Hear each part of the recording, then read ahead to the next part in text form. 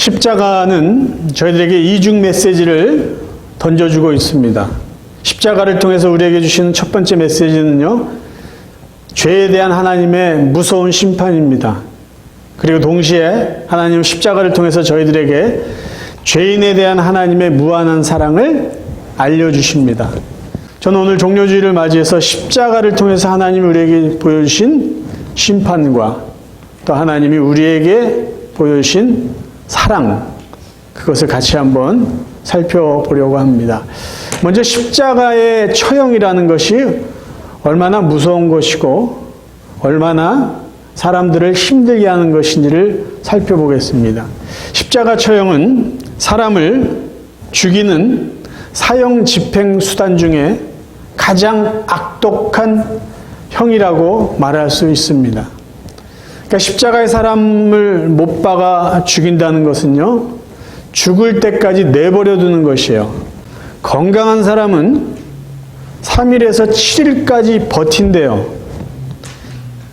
그러니까 7일 동안 정말 건강해서 오래 버티는 사람은 7일 동안 기절했다 깨어났다 뭐 그런 시간을 반복하다가 피를 다 쏟아내고 결국은 죽어가는 거죠.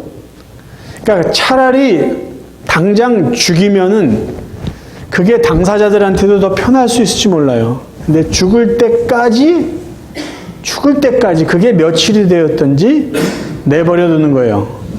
아직 내리쬐는 떼약볕에도 그대로 방치해 놓고 사람이라고 볼 수 없습니다. 십자가의 처형은 정말 잔인한 처형 수단이에요. 보통 사람들이 그래 한 3일 있다가 죽는다고 쳤을 때 예수님은 성경에 보니까 6시간 만에 숨을 거두었어요. 아니 그럼 예수님은 왜 이렇게 빨리 돌아가셨을까? 우리가 충분히 알 수 있는 내용은 뭐냐? 예수님은 빌라도 법정에서 사형 언도를 받으시고 채찍질을 당하셨어요. 우리가 알고 있는 채찍은 그냥 쇠 가죽으로 된 걸 가지고 사람을 때리는 거다라고 알 수 있지만 사실은 그때 사용했던 채찍은 가죽 끝에 납덩어리가 달려 있고요. 납덩어리 끝의 모양은 고양이 발톱 모양으로 되어 있어서 사람을 때리는 게 채찍이 아니라 사람의 살갗에 채찍을 붙여서 그 다음에 떼어내는 거예요. 뭘 떼어내나요? 살덩어리를 뜯어내는 거죠. 그러니까 채찍질이란 거는 딱 살에 붙였다가 떼어내는 거예요. 붙였다가 떼어내는 거예요. 그러니까 이미 예수님은 그런 시간을 통해서 고통을 당했고 피를 흘린 거죠. 그리고 또 성경에 기록된 대로 예수님은 가시로 된 면류관 모양의 그 면류관을 예수님 머리에 씌웠어요. 그래서 많은 피를 흘렸을 것입니다. 보통 십자가에 처형되는 사형수들은 자기가 못에 박힐 십자가 그 나무 틀을 메고 가게 되어 있대요. 예수님은 그것조차 끌고 갈 수 없을 정도로 이미 지친 상태예요. 그래서 뭐 며칠을 버틸 수는 도저히 없고 6시간 만에 숨을 거둘 수밖에 없었다는 것입니다. 근데 흥미로운 것은 성경에 보면은 산헤드린 공회원들이 빌라도 총독에게 안식일 날 십자가에 사람들이 매달려 있고 시체가 걸려 있는 거 우리 보기 싫으니까 빨리 사람들을 죽여서 사형수, 시체들뿐만 아니라 십자가 자체를 없애달라는 부탁을 합니다. 요한복음 19장 31절입니다. 이날은 준비일이라 유대인들은 그 안식일이 큰 날이므로 그 안식일에 시체들을 십자가에 두지 아니하려 하여 빌라도에게 그들의 다리를 꺾어 시체를 치워달라 하니 군인들이 가서 예수와 함께 못 박힌 첫째 사람과 또 그 다른 사람의 다리를 꺾고 예수께 이르러는 이미 죽으신 것을 보고 다리를 꺾지 아니하고, 그러니까 쉽게 말하면 저 죄수도 빨리 죽여달라 그 부탁을 한 거예요. 그럼 빨리 죽게 하기 위해서 다리를 꺾어달라는 이야기를 했는데, 아니 어차피 죽을 건데 다리를 꺾는다고 그 사람들이 빨리 죽을까요? 그렇게 생각할 수 있어요. 근데 다리를 꺾으면 사람이 빨리 죽는 이유가 있습니다. 보통 십자가형이 저렇게 되어 있는데 세딜레라고 사람의 손목에 못을 박고 발등에 이제 못을 박은 다음에 사람들이 힘이 빠지니까 몸을 버틸 수 있도록 중간 가림목 같은 거를 저렇게 받쳐준다는 거예요. 그게 세딜레라는 건데, 그럼 사람이 이제 힘이 빠져서 몸이 축 처지다가 다리에 힘을 줘가지고 몸을 축혀 세우죠. 그런데 다리뼈를 부러뜨리면 몸을 일으킬 수 있는 힘이 없잖아요. 다리가 부러져서. 그럼 몸이 축 처지게 되면요, 이 어깨 이걸로 버티다 보면 가슴 근육이 계속 긴장하기 때문에 질식해서 사람이 곧 죽게 된다는 거예요. 그러니까 예수님은 저런 상태까지 버티지 못하시고 이미 죽었죠. 근데 두 강도는 그나마 버티고 있었는데 다리를 꺾어서 부러뜨려 가지고 어떻게 보면 질식사하게 만든 거예요. 그러니까 십자가 처형이라는 건요, 아주 처참하게 죽어가는 겁니다. 처절하게 죽어가는 거예요. 그러니까 아마 저기 달린 사람은 너무 고통스러우니까 그냥 빨리 죽여달라, 아마 그런 바람이 있었을지도 몰라요. 그 예수님은 저렇게 죽어가셨어요. 그렇게 빨리 또 죽을 수밖에 없을 정도로 고통을 당하셨습니다. 그럼 왜 예수님은 십자가에 못 박혀서 저렇게 고통 중에 죽었어야만 했냐라는 거죠. 성경에 보면은 예수님은 죄가 없다라는 얘기를 계속 해줘요. 특별히 누가복음 23장에 보면은요, 이 누가라는 사람은 예수님은 죄가 없다라는 것을요, 다른 사람의 입을 통해서 6번이나 강조를 해주고 있어요. 그 중에 빌라도의 입을 통해서 3번을 강조합니다. 저 사람 죄가 없다, 죄가 없다, 죄가 없다. 또 다른 사람의 입은요, 헤롯 안티바스 그 왕의 입을 통해서 예수가 죄가 없다라고 말해요. 또 한 사람은 예수님과 함께 못 박혀서 죽었던 강도, 또 한 사람은 예수님을 못 박는 그 일을 책임지고 했던 백부장의 입을 통해서 예수는 죄가 없다라는 얘기를 증언해 주고 있어요. 성경 말씀을 확인해 봅니다. 누가복음 23장 4절. 빌라도가 대제사장들과 무리에게 이르되 내가 보니 이 사람에게 죄가 없도다 분명히 말했어요. 14절. 이르되 너희가 이 사람이 백성을 미혹하는 자라 하여 내게 끌고 왔도다. 보라, 내가 너희 앞에서 신문하였을 때 너희가 고발하는 일에 대하여 이 사람에게서 죄를 찾지 못하였고, 죄가 없다라고 분명히 말해요. 이제 헤롯 안티파스 왕입니다. 23장 15절. 헤롯이 또한 그렇게 하여 그를 우리에게 도로 보내었도다. 보라, 그가 행한 일에는 죽일 일이 없느니라. 헤롯 왕이 보니까 이 사람 죽일 일이 없어요. 도로 보냈다는 이야기예요. 22절. 빌라도가 3번째 말하되 이 사람이 무슨 악한 일을 하였느냐, 나는 그에게서 죽일 죄를 찾지 못하였나니. 계속 이야기하는 게 뭐냐면 이 사람은 죄가 없다라는 거예요. 자, 예수님과 그 옆에 못 박혀서 죽어가는 강도는 뭐라고 말하나요? 41절. 우리는 우리가 행한 일에 상당한 보응을 받는 것이니 이에 당연하거니와 이 사람이 행한 것은 옳지 않은 것이 없느니라. 이 사람 옳은 사람이라는 거예요. 십자가에 못 박혀 죽을 죄인이 아니라는 거죠. 47절에 백부장이 그 된 일을 보고 하나님께 영광을 돌려 이르되 이 사람은 정녕 의인이었도다. 이 사람 의로운 사람이야. 죄인이 아니야. 그럼 왜 성경은 십자가에 못 박혀 죽은 예수를 죄 없는 사람이라고 계속 이야기해 주고 있을까요? 제자들이 말한 거라면 그쪽 편이니까 그럴 수 있어요. 근데 아니잖아요. 빌라도가, 헤롯 왕이, 강도가, 백부장이 이 사람 죄 없다, 죄 없다 공개적으로 이야기했어요. 그럼 죄가 없는 이 예수라는 분이 왜 사형수가 되어서 죽었냐라는 거예요. 성경에서 말하고자 하는 건 뭐냐? 예수님은 죄 때문에 죽은 게 아니라 누군가 대신 죽었다는 것을 이야기해 주려고 하는 거예요. 대속. 누군가 잘못한 것을 이분이 대신 짊어지고 대신 죽었다라는 것을 이야기하고자 예수님은 죄 없다, 죄 없다, 죄 없다 이야기를 하시고 예수님의 죽은 이야기를 우리에게 그대로 이야기해 주고 있습니다. 성경에서 단언하고 있는 게 2가지예요. 단언, 확실하게 분명하게 말씀하고 있는 게 2가지인데 세상의 모든 사람은 다 죄인이라는 거예요. 그래서 그 죄인은 당연히 죽어야 된다라는 게 성경이 분명하게 우리에게 말씀해 주고 있는 사실이에요. 세상의 모든 사람은 다 죄를 졌다. 그래서 세상의 모든 사람은 죄 때문에 죽어야 된다. 성경이 우리에게 말해주고 있는 사실이에요. 우리가 다 거기에 해당되는 사람이고요. 그런데 죄를 졌음에도 불구하고 죽지 않을 수 있는 한 가지 방법이 있어요.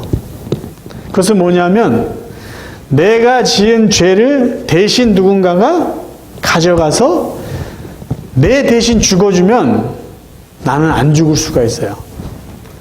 그런데 나를 대신해서 죽어줄 수 있는 사람이 가져야 될 유일한 조건이 있는데 그게 뭐냐면 그 사람에게는 죄가 없어야 된다는 거죠.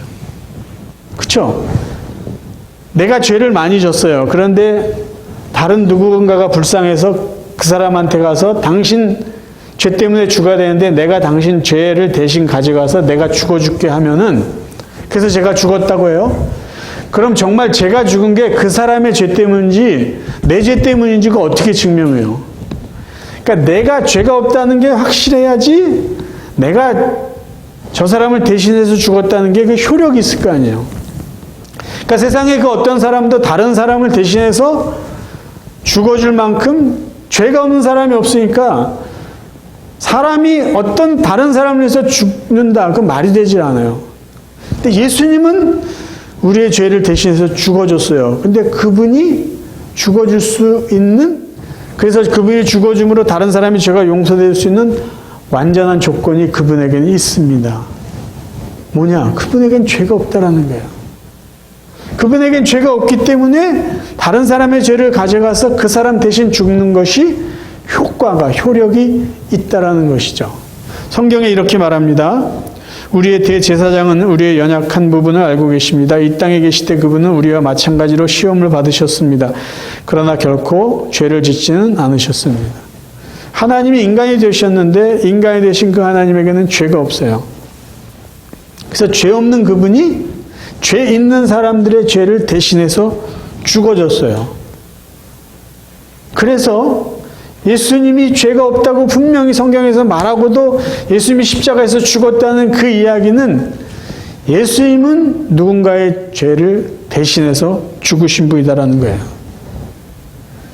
예수님이 대신 죽어준 것이 효과가 있다라는 것은 유대인들은 쉽게 이해할 수 있을 것이에요. 왜? 그들에게는 제사제도의 효과가 무엇인지를 알기 때문이죠. 하나님은 죄를 지은 인간의 죄를 용서하기 위해서 짐승을 대신 죽게 하셨어요. 그게 제사입니다. 그 제사제도를 조금 우리 설명드릴게요. 하나님이 인간의 죄를 용서하기 위해서 너희들을 하나님이 죽이고자 하는 마음이 없으니까 죄에 대한 심판으로 너희들이 지은 죄를 짐승에게 넘겨줘라. 그럼 내가 너희들의 죄를 그 짐승을 죽임으로 용서해 주겠다라고 하신 거죠. 근데 동물을 잡아 죽이는 제사를 할 때 최소한 두 가지 중요한 의식을 해야 돼요. 첫째는 내 죄를 대신해서 죽일 짐승을 선별해야 됩니다. 나 대신 죽어야 될 양은 깨끗하고 흠이 없고 건강하고 아주 좋은 양이어야 돼요. 흠이 하나도 없어야 돼요. 병든 것이 없어야 돼요.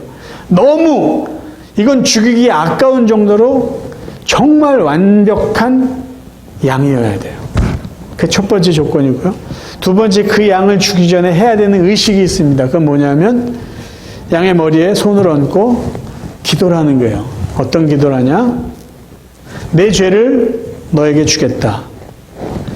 하나님, 저의 죄를 이 양에게 넘겨주세요. 그 의식을 해야 돼요.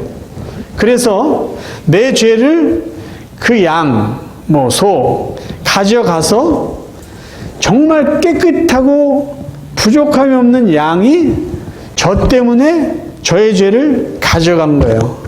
그 다음에 그 양을 죽입니다. 그러면 하나님께서 나에게 있는 죄를 용서해 주시고 그 양을 죽이고 그 피를 하나님이 받으시는 거예요. 예수님의 죽음이 그와 같은 거죠. 죄 없으신 그분이 죄인인 저와 여러분의 죄를 가져가셔서 죄의 그 죽음, 사망을 그분이 짊어지신 거예요. 그게 십자가의 죽음입니다. 세 번째 우리가 생각해 볼게요. 십자가와 용서예요. 예수님은 십자가에서 왜 죽으셨을까요? 우리의 죄 때문에. 그리고 그 죄를 용서해 주시기 위해서요. 그러니까 예수님의 죽음은요, 아주 거룩한 의식이죠. 정말 숭고한 의식이에요. 내 죄를 대신해서 죽으시고 내 죄값을 지불하시고 내 죄를 용서해 주시는 정말 아름다운 의식입니다. 예수님이 십자가에 달리시고 정말 죽어가시는 그때 하나님 앞에 드린 기도를 통해서 주님의 죽음이 용서라는 것을 우리는 확인할 수 있습니다. 누가복음 23장 33절 4절이에요. 해골이라 하는 곳에 이르러 거기서 예수를 십자가에 못 박고 두 행악자도 그렇게 하니 하나는 우편에 하나는 좌편에 있더라. 이에 예수께서 이르시되 아버지 저들을 사하여 주옵소서 자기들이 하는 것을 알지 못함이니이다. 저들이란 것은 예수님을 못 박은 그 군인들만을 이야기하는 것이 아니에요. 저들이라는 것은 예수님을 바라보고 예수님을 조롱하는 그 사람들만을 향해서 하신 말씀이 아니에요. 저들은 바로 저와 여러분 모두를 의미하는 겁니다. 저들의 죄를, 저 인간들의 죄를 용서해 주옵소서. 자기들이 무슨 짓을 했는지도 하고 있는지도 알지 못합니다. 세상의 사람들은요, 죄인지 모르고 죄를 져요. 그래서 죄 짓는 사람들은요, 죄책감이 전혀 없습니다. 왜냐하면 죄가 죄인지 모르기 때문에. 하나님이 하지 말라고 한 것이 그들에게는 불편한 게 없어요. 하나님이 악이다, 이거는 죄다라고 말씀하셨는데 그들이 생각할 때 그게 악도 아니고 죄도 아니에요. 그래서 그들은 그런 일을 하면서 하나님 앞에서 아무런 죄책감도 없어요. 하나님을 하나님으로 인정하지도 않아요. 어떨 때 하나님께 욕을 해요. 하나님을 무시하고 하나님께 대들어요. 그래도 그들은 죄책감이 없어요. 왜? 그게 죄인지 모르니까. 자기들이 무슨 죄를 졌는지, 무엇을 하나님 앞에 마음 아프게 하고 하나님이 하지 말란 것을 했는지 몰라요. 그런 죄인을 향해서 예수님이 말씀하세요. 하나님, 아버지, 저들을 용서해 주세요. 제가 저들의 죄를 다 가지고 죽습니다. 죄를 죄인지도 모르는 죄인들을 위해서 예수님 십자가에 죽으셨어요. 십자가의 죽음은 죄의 대가가 얼마나 무겁고 무서운지 그것을 우리에게 보여줍니다. 용서에 대해서 잠깐 생각해 보기 원합니다. 용서란 무엇일까요? 용서는요, 나에게 누군가가 잘못했어요. 나에게 잘못한 그 상대방을 복수하지 않고 안갚음하지 않는 것이 용서예요. 근데 용서는요, 말로 하는 것이 아니에요. 말로 끝나는 것이 아닙니다. 상대방이 나에게 잘못한 그 대가를 용서해 줄게 하면 끝나는 게 아니라 상대방이 잘못한 것에 대한 대가를 내가 지불하겠다는 거예요. 내가 감수해 내겠다는 게 용서예요. 그게 물질일 수도 있고요. 그게 감정일 수도 있어요. 그게 시간일 수도 있어요. 그 모든 것을 내가 직접 다 감당하겠다고 하는 것이 용서예요. 그리고 감당해 나가는 그 과정 모든 것이 용서에 포함이 됩니다. 용서에 대한 쉬운 예를 한번 제가 드릴게요.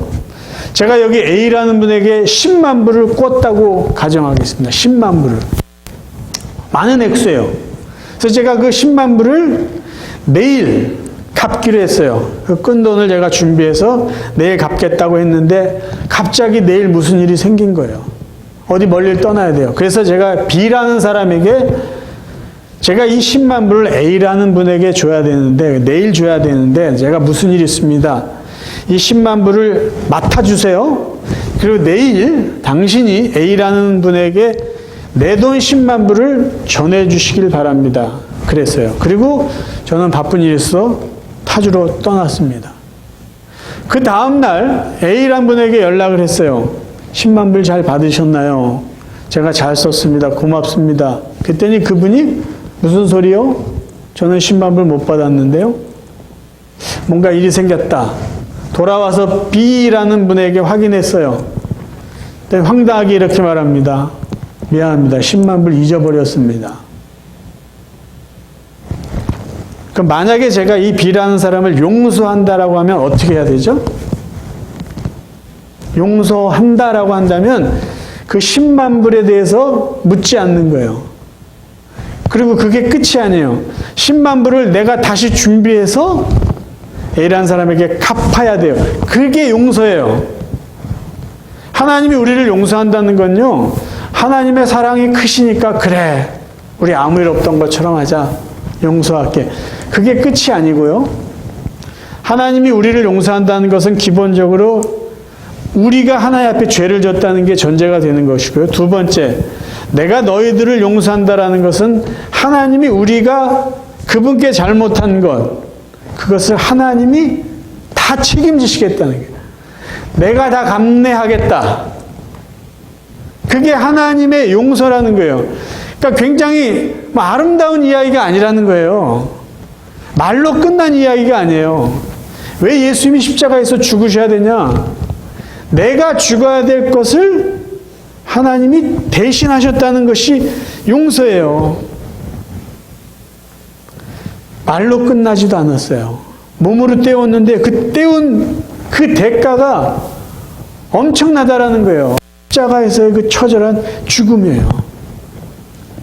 존 스토트 목사님은요, 하나님의 은혜를 자리바꿈이라는 표현을 했어요. 자리바꿈. 제가 한번 읽어드릴게요.